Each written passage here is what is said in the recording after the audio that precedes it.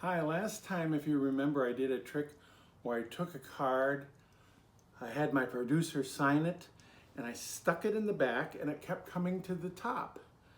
Well, people have accused me of using fancy finger flinging sleight of hand to make that work. So I'm going to prove that I don't. I use actual magic.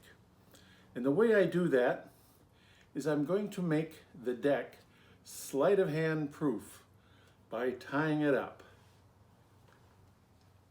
Do, do, do, do, do, do. There, now I cannot manipulate this deck.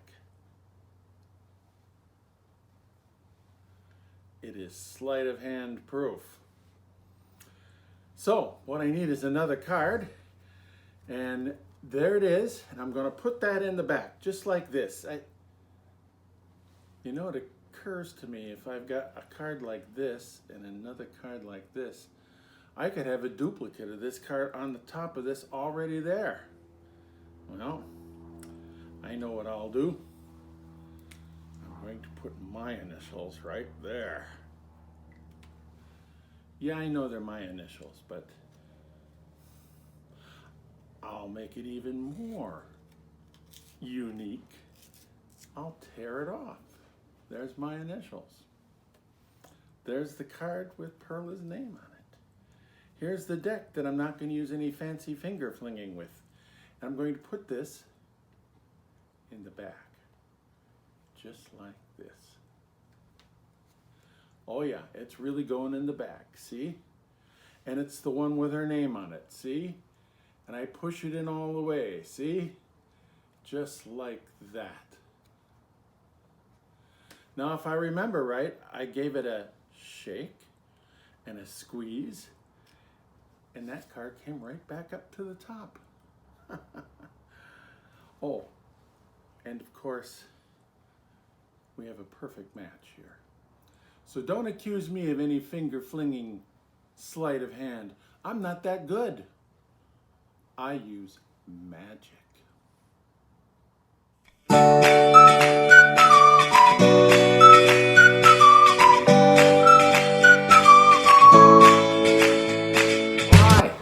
Say, do you believe in the supernatural? How about the paranormal or extrasensory perception? Well, a number of years back, a professor named J.B. Rhine at Duke University decided he would study ESP. Now, he wasn't a psychologist. He was, of all things, a botanist. But he started the whole thing of parapsychology. In fact, he's called the father of parapsychology. Now, he had a compatriot named, Carl Zener. And Carl Zener, he came up with some special cards that could be used called a Zener pack. And a Zener pack has a number of cards that we recognize as ESP cards. In fact, 5. They are, number 1, a circle, because it only takes one line to make a circle. Number 2, the cross, 2 lines. 3, pretty obvious, 3 wavy lines. 4 is a square. And 5, 5-pointed star. So 1, 2, 3, 4, 5. Now, shuffling a deck this big is pretty easy. But shuffling a deck of just 5 cards, well, that's a little harder. So they had to come up with a way of mixing cards. This just reverses the order. That's all that does. So they came up with a way of shuffling cards for their experiments. There was a dealing, which is where you just deal cards. There was a switch, where you would switch a couple of cards. And then there was the famous flip, where you flipped all the cards.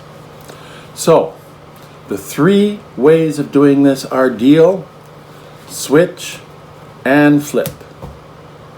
Now let's see what order we've got these cards in now. We've got 3 wavy lines, we've got cross, circle, star, and the square. Now in order to do an experiment, you need a control group. And the control group has to be the same as the experimental group. Let's see what we got here.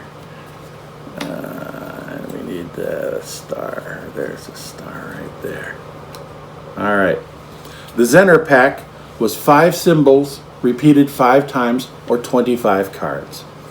And people don't often call it the Zener pack anymore. They call it the ESP deck. Now what we're going to do here is we're going to take these cards, here, and in any experiment we need a control group and an experimental group. So, you over there, which of these 2 do you want to have be the control group? This one or this one? That one. This one? Okay, that'll be the control group. We'll put that right there. This is the experimental group. Now, I want you to get in your head the order these are in. I know you can't see them, but try to perceive it with extrasensory perception. And we're going to shuffle this one and make it random. We're going to do that with either deal, switch, or flip. And you get to make all the decisions. So what's the first thing you want me to do? Switch. Switch. Okay, switch. Next? Flip. Flip. A bold move.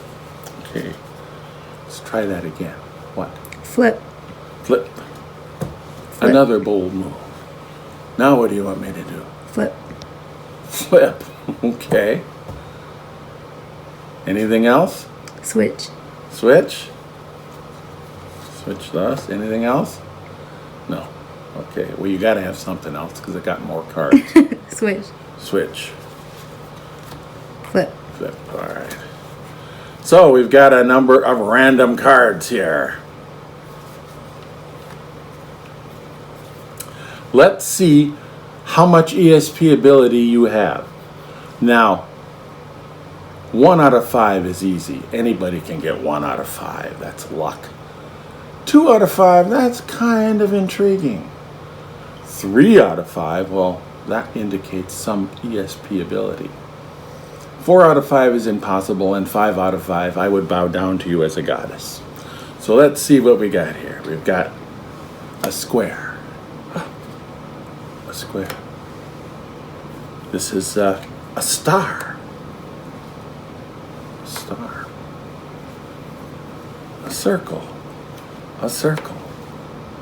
Wow, you have ESP ability. In fact, you've reached the impossible, which means I bow down to you. Magic. Hi, I'm going to do a trick that you've seen on TV many times when they do interactive magic. I have 1, 2, 3, 4, 5 cards, and they're court cards. Court cards means jacks, queens, and kings. I'm going to hold these up for just a few seconds, and I want you to focus on one of those. Got it? Good. Now I'm going to make your card disappear. First I have to find your card. Let's see. Not that one. No, that's not it. Oh, I think this is it right here. Yep. This is the card I think you thought of. So I'm going to put it right there. And I'm going to show you the cards again. And you tell me if I got it. Ready? How'd I do? You got Is it. it done? All right. Now, I said I was going to make your card disappear, but it's right there. Let me see if I can make it disappear.